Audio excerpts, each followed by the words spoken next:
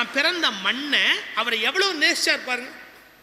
இப்போ இந்த ஸ்கூலை ஒரு பிரில்லியன்ட் ஸ்கூல் ஆகணும் அப்படின்னு நம்ம சௌந்தரராஜன் சார் அவ்வளவு அக்கறை எடுத்துக்கிறார். அவங்க ஃபேமிலியை, பாலாஜி சார் சரி, அது மாதிரி அவருடைய டீம், அவருடைய தம்பிகள் எல்லாருமே இந்த பள்ளியை வந்து ஒரு பிரில்லியன்ட் ஸ்கூல் ஆக்கிடணும். இந்த பகுதியில் படிக்கிற பிள்ளைங்க ஒரு மேல்நாட்டு பள்ளியில் படிக்கிற சகல தகுதியோடையும் வரணும்னு ஆசைப்பட்டு நிறைய அக்கறை எடுத்துருக்கிறாங்க. இதை நீங்கள் சரியாக பயன்படுத்திக்கிட்டு பெரிய இடத்துக்கு நாளைக்கு நீங்கள் போகிறீங்க, நாசாவில் வேலைக்கு போகலாம், யுனெஸ்கோவில் போய் உட்காரலாம், எஜுகேஷன் ஆஃபீஸராக உட்காரலாம், எங்கேயாவது ஒரு இடத்துல மிகப்பெரிய சுகாதார இலாக்காவில் உட்காரலாம், டாப் போஸ்ட் உலகத்தில் எங்கேயாவது போய் உட்காருவீங்க. அப்படி உட்காரும் போது ஒரு வினாடி மனசில் நினைக்கணும், என்ன நாம் இன்னைக்கு இவ்வளோ பெரிய இடத்துக்கு வந்திருக்கிறோம்னா அதுக்கு என்ன காரணம், நாம் இன்னைக்கு படித்த அந்த பள்ளிக்கூடம் தானே காரணம் அப்படின்னு. அதை சுற்றி இருக்கிற வில்லேஜ், நம்ம இடம், நீங்கள் எவ்வளவு பெரிய பதவிக்கு போனாலும் இந்த பள்ளியையும் இந்த கிராமங்களையும் வளப்படுத்துவதற்கு உங்கள் செல்வாக்கை பயன்படுத்த வேண்டும்.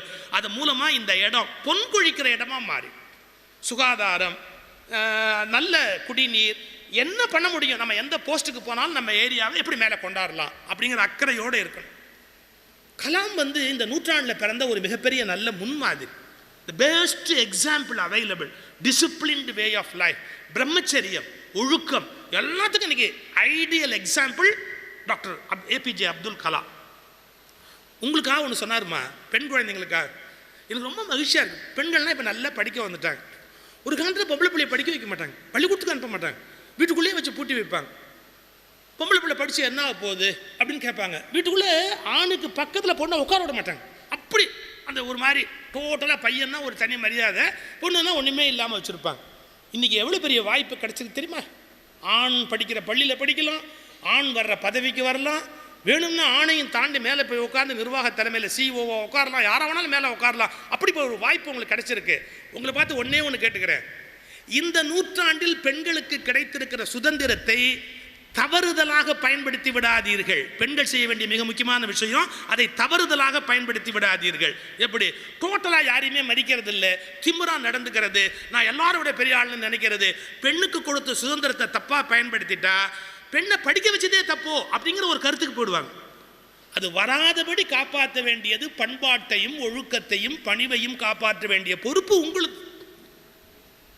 நான் இதை ஒரு கருத்து சொல்கிறேன், தப்பாக நினைக்காதீங்க. எனக்கு 2 பொண்ணு. 2 பொண்ணுங்கிறது நான் வருத்தமாக சொல்லலை, மகிழ்ச்சியாக சொல்கிறேன். 2 பொம்பளை பிள்ளை, அவங்களுக்கு கல்யாணம் ஆகி பேரன் பேத்தி, அப்புறம் இலக்கிய குடும்பத்தில் இந்த மாதிரி பிள்ளைங்க வேறு. எனக்கு அது ஒரு பெரிய பாக்கியம். இப்போ என் பொம்பளை பிள்ளைங்க வளர்ந்து பேரன் பேத்தி எல்லாம் எடுத்து அவங்க இன்றைக்கி வாழ்க்கையில் உயர்வாக நல்லா வந்திருக்கிறாங்க. அப்படின்னாலும் பொம்பளை பிள்ளைகளோட குணம் என்ன, இயல்பு என்னன்னு எனக்கு நல்லா அத்துப்படி. நீங்கள் வந்து ஏஸ்தட்டிக் சென்ஸ், கொஞ்சம் அழகுணர்ச்சி கூட இருக்கும், அதுக்காக நிறைய டைம் ஸ்பெண்ட் பண்ணுவீங்க. உங்களை எப்படி அழகாக காட்டிக்கிறது அப்படிங்கிறதுக்காக கொஞ்சம் கூட டைம் ஸ்பெண்ட் பண்ணுவீங்க. நான் சொல்கிறது உண்மையாக பொய்யாங்கிறதுக்கு ஒரு சின்ன எக்ஸாம்பிள். தமிழ்நாட்டில் டிவியில் வர்ற விளம்பரத்தில் அதிகபட்ச விளம்பரம் எதுன்னு கேட்டால் க்ரீம் விளம்பரம் தான். புசிக்கிறது, தன்னை கொஞ்சம் ஷேப்பாக காட்டு, அதெல்லாம் டாப் ஒன்று. நான் ஒரு விளம்பரம் பார்த்தேன், டிவி விளம்பரம், 6 நாளில் சிகப்பழம். 7ஆவது நாள் கூட அவங்க வெயிட் பண்ண மாட்டாங்க, 6 நாளில் சிகப்பழம். ஒரு பொண்ணு படத்தை காட்டுறான், அது அப்படியே 6 மூஞ்சி, அப்படியே முருகனுக்கு 6 முகம் மாதிரி இதுக்கு ஒரு 6 முகம், அப்படியே டங் அந்த முகம் அப்படியே மாறுது. அதாவது இன்னொரு பொண்ணு இப்படி மூஞ்சியை மூடி மண்டே டியூஸ்டே வென்ஸ்டே அப்படி திறக்கு.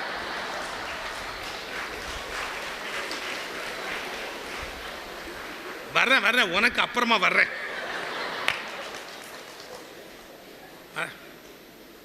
இப்படி மூஞ்சியை மூடி மண்டே டியூஸ்டே வென்ஸ்டே தந்த உடனே அது ரோஜாப்பு மாதிரி அப்படியே சிக்கு அப்படியே மாறுதான்.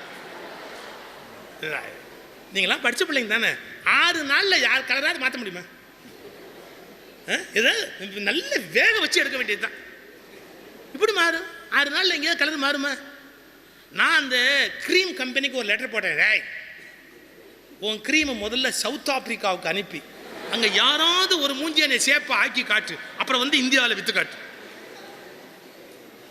நான் என்ன வரேன்னு நீங்கள் கவனிக்கணும். எப்படியாவது நம்ம அழகாக இருந்துட மாட்டோமா, சேப்பாக இருந்துட மாட்டோம் அப்படிலாம் நினைப்பு இருக்குது.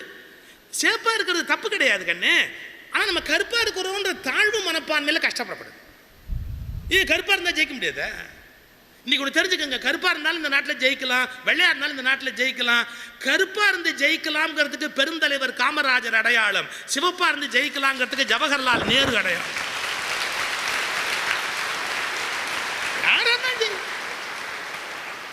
ஐயோ நான் கொஞ்சம் கருப்பாக போயிட்டேன், அதெல்லாம் ஒன்றும் கவலைப்படும். இப்போ நம்ம கொஞ்சம் கருப்பாக இருந்தால் என்ன அர்த்தம்? ஒரு வேளை நம்ம தாத்தா பாட்டி எல்லாம் கழனியில் வெயிலில் உழைச்ச பரம்பரையாக இருக்கலாம். உழைச்ச பரம்பரைங்கிறது பெருமைப்பட வேண்டிய விஷயமே ஒழிய வெக்கப்பட வேண்டிய விஷயமா அது? நம்ம பரம்பரை உழைச்ச பரம்பரைன்னா யாராவது வெக்கப்படுவாங்களா? அது என்னமோ ஒரு அப்துல் கலாம் சார் ஒரு பள்ளிக்கூடத்துக்கு போகிறாரு, பெண்கள் பள்ளி, அதுதான் ஆரம்பிச்சாங்க. பெண்கள் பள்ளிக்கு போகிறார். அங்கே இருக்கிற பொம்பளை பிள்ளைகளை பார்த்து ஒரு கேள்வி கேட்டார். என்ன, நான் ஷாக் ஆகிட்டேன் அந்த கேள்வியை படிச்சுட்டு. ஐஸ்வர்யா ராயை உலக அழகியாக தேர்ந்தெடுத்ததற்கு என்ன காரணம்னு கேட்டார். இது இவர் கேட்பார்னு யாரும் நினைக்கல.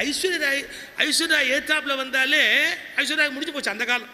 ஐஸ்வர்யா ஏத்தாப்பில் வந்தாலே கலாம் சாருக்கு தெரியுமான்னு தெரியல, முடி மறைச்சிடும். ஆனால் அவர் கேட்டார், ஐஸ்வர்யா ராயை உலக அழகியாக தேர்ந்தெடுத்ததற்கு என்ன காரணம்னு கேட்டார். ஒரு பொண்ணு ஏன் சொல்லிச்சு, வந்திருந்த போட்டியில் அவங்க ரொம்ப அழகாக இருந்தாங்கன்னு. இன்னொரு பொண்ணு ஏன் சொல்லிச்சு, ஒரு அறிவான கேள்வி கேட்டாங்க, அதுக்கு பதில் சொன்னாங்க. அவர் ஒத்துக்கல பதிலெல்லாம். Next next next. மூணாவது ஒரு பொண்ணு ஏஞ்சுது, அந்த போட்டியில் நான் கலந்து கொள்ளாததால் வேறு வழியின்றி ஐஸ்வர்யா ராயை உலக அழகியாக தேர்ந்தெடுத்தார். நீங்கள் கேட்டிருப்பீங்க இதெல்லாம், இப்போ வாட்ஸ்அப் நிறைய வந்துருச்சு, ரைட்? ஆனால் அப்போ கலாம் சொன்னதான் ரொம்ப top. I think this is the correct ஆன்சர்னர். I think this is the correct ஆன்சர்னர். கான்ஃபிடன்ஸ் அப்படி இருக்கணும். நம்மளுடைய பற்றி தாழ்வு மனப்பான்மை இருக்கக்கூடாது. நான் சொல்லி கூட ஒரு கதை அப்படியே வாட்ஸ்அப்பில் போட்டு கொழுதி தள்ளிட்டேன். வேட்டையாடத்துக்கு ஒருத்தன் போனேன், கிளியும் காக்காயும் மரத்தில் உட்காந்துருந்தது. அப்போ காக்காயை பார்த்து கிளி ரொம்ப திமிரா சொல்லிச்சு, யூ டர்ட்டி காக்காய், தள்ளி உட்காரு. காக்கா கேட்டுச்சு, ஏன் என்ன டர்ட்டிங்கிற? பின்ன நீ பிளாக் அண்ட் ஒயிட்டு, நான் மல்டி கலர், எவ்வளோ கலராக இருக்கிறேன், நீ பிளாக் அண்ட் ஒயிட்டு. தமிழ்நாட்டில் இலவச டிவி கொடுத்தா கூட எல்லாரும் கலர் டிவி தான் வாங்குவானே ஒழிய பிளாக் அண்ட் ஒயிட் எவனும் வாங்கிக்க மாட்டான், தெரியுமா உனக்கு? அப்படி பெருமையாக கிளி சொல்லிச்சு. காக்கா பரிதாபமாக சொல்லிச்சு, யாருக்குண்டா ஒரு வேளை கடவுளை என்னை படைக்கிறப்ப கரண்ட் கட்டாக போச்சோ என்னமோ, என்னையா நோவல். இது ரெண்டும் பேசிக்கிட்டு இருக்கும்போது அங்கே வேட்டைக்கு வந்தான் பாருங்க. அந்த வேட்டைக்கு வந்தவன் அப்படியே பிடிச்சான். வேட்டைக்கு வந்தால் எதை பிடிப்பான்? காக்கா பிடிக்கணும்னா இங்கேயே பிடிக்கலாமே, என்ன அங்கே போய் பிடிக்கணுமா? அப்படியே கிளி பிடிச்சான். கிளியே வேட்டைக்கு வந்தவன் பிடிச்சான். ஒன்று புரிஞ்சுத, அழகா இருப்பது எவ்வளவு அழகானதோ அவ்வளவு ஆபத்தானதுங்கிறதும் புரியுத.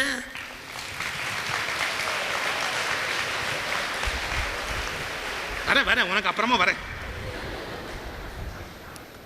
அப்படி பிடிச்சான் பாருங்க. எது கிளியை பிடிச்சிட்டான். இந்த காக்கா பரிதாபமா பார்த்தது, எதுக்கு பிடிக்கிறான் அந்த கிளியை பிடிச்சி என்ன பண்ண போறான்? ஒரு கியூரியாசிட்டி இந்த காக்காய். அதை பிடிச்சி ஜீப்பில் வச்சுக்கிட்டு அவன் வீட்டுக்கு தூக்கிட்டு போயிட்டான் அந்த வேட்டைக்காரன். இந்த காக்காயும் பின்னாடியே போச்சு. அந்த கிளியை உட்காந்து வச்சு அவன் பேசுறதுக்கு பழகிறான். என்ன சொல்லி கொடுத்தான்? குட் மார்னிங் சொல்லுன்னா. கிளிக்கு வரல. கிளி எப்படி பேச வைப்பாங்க தெரியுங்களா? பூண்டு இருக்குல்ல, கார்லிக், பூண்டை எடுத்து நெருப்பில் சுட்டு கிளி நாக்கில் வைப்பாங்க, நாக்கு குழையிறதுக்காக. அப்படி பூண்டை சுட்டு கிளி நாக்கில் வச்சான், கிச்சு கிச்சு கிச்சு கிச்சு கத்திச்சு. காக்கா அப்படி பார்த்து, நல்ல வேலைப்பா நான் பிளாக் அண்ட் ஒயிட். என்ன அவஸ்தைப்படுத்து பாரு, என்ன அவஸ்தைப்படுத்து பாரு.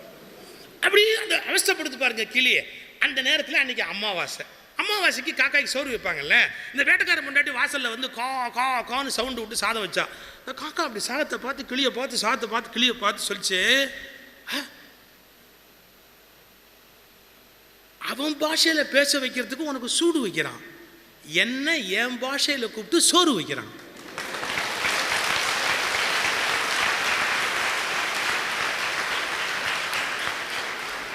எவ்வளோ பெரிய விஷயம்.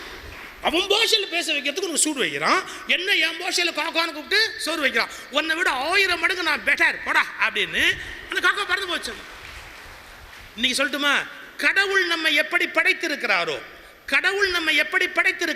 அதுவே ஜெயிப்பதற்கு போதுமானது. கடவுள் நம்மை எப்படி படைத்திருக்கிறாரோ அதுவே ஜெயிப்பதற்கு போதுமானது. இந்த உலகத்தில் ஜெயித்தவர்கள் அழகை வைத்து ஜெயித்தவர்கள் என்று பொருள் அல்ல. வாழ வேண்டிய முறையில் வாழ்ந்தவர்கள் இந்த உலகத்தில் ஜெயிக்கிறார்கள். வையத்துள் வாழ்வாங்கு வாழ்பவர். இந்த மனசுல அழுத்தமா பதிவு வைக்கணும். இந்த உலகத்தில் எப்படி வாழணுமோ அப்படி வாழ்ந்தா கரெக்டாக ஜெயிக்கலாம் அப்படிங்கிற எண்ணம் இருக்கும். என்னுடைய நீங்கள் எப்போ வாய்ப்பு இருந்தாலும் யூடியூப்பில் போய் பாருங்கள், சுகி சிவம் ஸ்பீச்சஸ்ன்னு போட்டால் 1000 கணக்காக வரும். எத்தனையோ நாடுகளில் பேசி பேசி பேசி அவங்க ரெக்கார்டு எடுத்து வெளியே தள்ளிட்டாங்க. சுகி சிவம் ஸ்பீச்சஸ் அப்படின்னு போட்டால் போகிறோம், நிறைய அது பாட்டுக்கு வந்து குவியும். யூடியூப்பில் பாருங்கள், எல்லாத்துலேயும் ஏதாவது ஒரு மெசேஜ் சொல்லியிருப்பேன். நான் இன்னொரு மெசேஜ் உங்களுக்காக சொல்கிறேன். இந்த வயசில் நீங்கள் என்ன தான் ஒரு பெஸ்ட் இங்கிலீஷ் மீடியம் ஸ்கூலில் படிச்சுட்டு வெளியே போனாலும் கூட லைஃபுக்கு போகும்போது நமக்கு ஒரு தடுமாற்றம் வரும். என்ன தடுமாற்றம் தெரியுமா? ஃப்ளூயன்சி இன் இங்கிலீஷ் வராது, சரளமாக பேச வராது. ஏன்னா நம்ம வீட்டில் இங்கிலீஷை பேசிக்கிட்டு இருக்கிறோம். வீட்டில் தமிழ் பேசுகிறோம், தெலுங்கு பேசுகிறவங்க தாய்மொழியாக இருப்பாங்க, தெலுங்கு பேசுவாங்க. நீங்கள் போகும்போது ஒரு இன்டர்வியூவில் கேள்வி கேட்பான், எல்லாமே தெரியும், பேச வராது, நாக்கு ஒட்டிக்க முடியும். இதோட பயம் என்ன தெரியுமா? நான் தமிழ் மீடியத்தில் படித்தேன், எஸ்எஸ்எல்சி வரைக்கும் தமிழ் மீடியம் படிச்சுட்டு இங்கிலீஷ் மீடியத்துக்கு படிக்க போகிறேன். பெரிய தலைவலி என்ன தெரியுமா? பியூசின்னு உண்டு நாங்கள் படித்த காலத்தில். எங்கள் வாத்தியாரெலாம் இங்கிலீஷில் கிளாஸ் எடுக்கிறார். அங்கே போனோன்னா எல்லாம் ட்ரெஸ்ஸு புஸ்ஸுன்னு இங்கிலீஷில் பேசுகிறாங்க. ஒரே பயமாக இருந்து பம்மிட்டேன். யாராவது நம்மளை கேள்வி கேட்டுவிட்டா இங்கிலீஷில் ஈஸுக்கு வாசு வரும், வாசுக்கு ஈசு வரும், ஆறுக்கு வேர் வரும், ஏதாவது ஒன்று எக்கு தப்பாக வந்துடும், எல்லோரும் கொல்லுன்னு சிரிச்சிருவாங்க அப்படின்ட்டு அப்படியே பம்மிட்டேன். வாத்தியத்தை மாட்டிக்கிட்டா என்ன பண்ணுறது? 6 மாதம் ஒரு கிளாஸ் எடுக்கும்போது எனக்கு அவ்வளோ பயம். ஐயோ இங்கிலீஷ் தப்பாக போயிட்டார். 6 மாதம் கழிச்சு தான் ஒன்று தெரிஞ்சது, அவரே தப்பாக பேசுகிறாரு. அச்சு விடுறாரு ஒரு பாட்டுக்கு, அவரே இங்கிலீஷ் தப்பாக பேசுகிறாரு. இன்றைக்கி தான் நான் கண்டுபிடிச்சி சொல்கிறேன். என்ன, நம்ம தமிழ்நாட்டில் இங்கிலீஷ் பேசும்போது கொஞ்சம் 3 தப்பு வந்தால் ஒரு பெரிய தப்பே கிடையாது. நம்ம என்ன தாய்மொழியாது? தாய்மொழியே பல பேர் வெக்கம் இல்லாமல் தப்பாக பேசுகிறான். அந்நிய மொழி அதை பேசும்போது உனக்கு 2 தப்பாக வந்தால் என்ன கேட்டா போச்சு?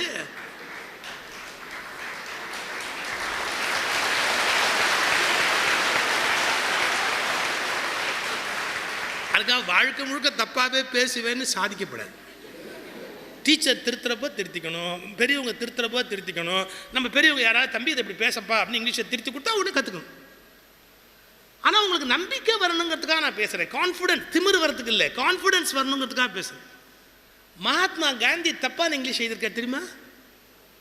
விவேகானந்தர் இங்கிலீஷ் தப்பாக பேசியிருக்காரு தெரியுமா? My intention is not to damage all those great people. அவ்வளோ பெரியவங்களை அழிக்கிறதுக்காகவோ இமேஜை குறைக்கிறதுக்காக நான் சொல்லலை. It is quite natural. Sir, Mahatma Gandhi ஒரு லெட்டர் எழுதினார். யார் தெரியுங்களா? ரைட் ஆனரபிள் சீனிவாஸ் சாஸ்திரின்னு பேர் ஒருத்தர். அந்த ரைட் ஆனரபிள் சீனிவாஸ் சாஸ்திரிக்கு ஒரு லெட்டர் எழுதினார். சீனிவாஸ் சாஸ்திரி இங்கிலீஷில் எம யார்? Right honourable Srinivas Shastri. அவருக்கு லெட்டர் போட்டார். இந்த காந்தி லெட்டரை எடுத்து வச்சு ரெட்டிங் எடுத்து வச்சு காந்தி லெட்டரில் கோடு போட்டார். Srinivas Sastri spelling mistake, grammatical mistake, சூஷர் எல்லாம் ஒன்றே ஒன்று பண்ணலை, இம்போஷன் எழுதுன்னு சொன்ன. சரி, இவ்வளோ பெரிய மனுஷனுக்கு ஒரு கௌரவம் இருக்கட்டும் அப்படின்னு அதை சொல்லாமல் கோடெல்லாம் போட்டு எல்லாம் கோடெல்லாம் போட்டுட்டு காந்திக்கு லெட்டர் திருப்பி அனுப்பிச்சார். மிஸ்டர் காந்தி, உங்கள் கடிதத்தில் இத்தனை தவறுகள் இருக்கின்றன அப்படின்னு. காந்தி அசர்றால என்ன பதில் எழுதினா தெரியுமா? மிஸ்டர் சாஸ்திரி, இதுபோல் திருத்த வேண்டிய கடிதங்கள் என்னிடத்தில் 100கணக்காக இருக்கின்றன. நீங்கள் என் உதவியாளராக வேலைக்கு சேர முடியுமா? சம்பளம் எவ்வளவு எதிர்பார்க்கிறீர்கள்? பேசாமல் நம்ம செக்ரட்டரி வந்து உட்காந்துட்டு யார் வேணான்னு இப்போ புரிஞ்சுக்கங்க. தேசத்தின் தலைமையை தாங்கி தலைவனாவதற்கு ஆங்கிலம் துணை காரணமே ஒழிய தேச தலைமையாவதற்கு மூல காரணம் தேசப்பற்றுதான் மூல காரணமே ஒழிய மொழி வளம் என்பது 2வது காரணம்.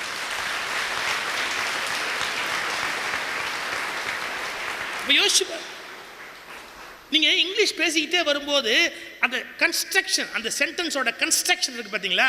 ஒரு ஐடியாவில் ஆரம்பிப்போம், ஒரு ஐடியாவில் பிரேக் பண்ணி மாற்றுவோம். கொஞ்சம் பேச்சு வரும்போது கொஞ்சம் பிழை வரத்தான் செய்யும். அதனால் தப்பாக பேசிடுவோமோங்கிற பயத்தில் பேசாமல் இருக்கக்கூடாது. இப்போ எனக்கு ஒரு டிரைவர் இருக்கார், இவருக்கு முன்னாடி ஒரு டிரைவர் இருந்தார். நான் சென்னையிலேருந்து திருவண்ணாமலைக்கு ஒரு முறை நான் வர வேண்டியதாக போச்சு. என் கூட ஒரு அமெரிக்கன் வந்தார். ஒரு அமெரிக்கன் வந்துட்டு இந்தியன் ஃபிலாசபி பற்றி பேசணுன்னாரு. எனக்கு இப்போ நேரம் இல்லை, காரில் உட்காருங்க ஒன்றா போகலாம், பேசிகிட்டே போகலாம். என் கூட வந்தார். இந்த வரும்போது ஒரு இடத்துல ஒரு ஆடு குறுக்க வந்து என் டிரைவர் வந்து சடன் பிரேக் போட்டார். டக்குன்னு ஒரு பிரேக். பின் சீட்டில் நான் உட்காந்துருந்தவன் சட்டவட்டமாக உட்காந்துருந்தால எனக்கு ஒன்றும் ஆகலை. எனக்கு தெரியுமில்ல, எங்கள் டிரைவரை பற்றியும் தெரியும், பிரேக்கை பற்றியும் தெரியும், நம்பூர் ஆட்டுக்குட்டியை பற்றியும் எனக்கு தெரியும். ஆனால் அமெரிக்கன் வந்து ரொம்ப மரியாதையாக விளிம்பில் உட்காந்துக்கிட்டே பேசிட்டு வந்தான் பாருங்க. என்கிட்ட பிரேக் அடிச்சோடனே சப்புன்னு முன்னாடி போய் இந்த மூக்கு ரெட் ஆயிடுச்சு அவனுக்கு. ஆனால் எனக்கு ஒன்றும் வருத்தம் இல்லை. ஒரு அமெரிக்கனுக்கு நோஸ் கட் கொடுக்குற மாதிரி சந்தோஷமான சமாச்சாரம் இந்த உலகத்தில் வேறு ஏதாவது இருக்க முடியுமா? நான் பேசாம. ஆனால் என்ன நடந்து போச்சு, அந்த அமெரிக்கனுக்கு என் டிரைவர் மேலே கோவம் வந்துடுச்சு. சடனாக அப்படி ஒரு பிரேக் போட்டானேன்னு என் டிரைவர் மேலே கோவம் வந்துடுச்சு. நான் பேசுறதுக்கு முன்னாடி சார் ஒரு மரியாதை எங்கிட்ட சொல்லணும் அந்த அமெரிக்கன் என் டிரைவரை பற்றி. என் டிரைவர் ஸ்ட்ரைட்டாக திட்டான்.